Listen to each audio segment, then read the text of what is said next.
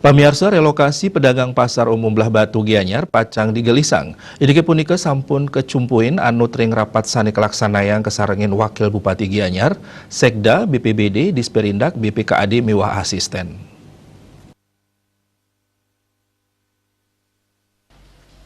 Bupati Gianyar Made Mahaya Sremausang genah relokasi pedagang ke genahang ring lahan kosong duen desa adat Belah Batu nampek pasar yadnya Belah Batu. Mungguh ring pemargin rapat dikalkulasi kewentenan pedagang sani karelokasi nyangkupin kali likur pedagang toko, pedagang los, kios dalam, satak petang dase sepat, miwah pedagang pelataran antuk 300 petang dase. Samian pedagang sanes sampun kecatet inucap pacang karelokasi ke genah sanes sampun kasiagayang. Kawawahin taler material anggen ngewangun pasar relokasi puniki pacang anggen bahan bekas pasar relokasi Sutasoma. Material inucap taler nanin ke anggen ring genah relokasi pedagang pasar seni Sukawati tur nampung 700 pedagang kios. Bendesa desa Belah Batu sampun cumpu indik pawigunan lahan desa ke anggen genah relokasi pedagang pasar umum Belah Batu.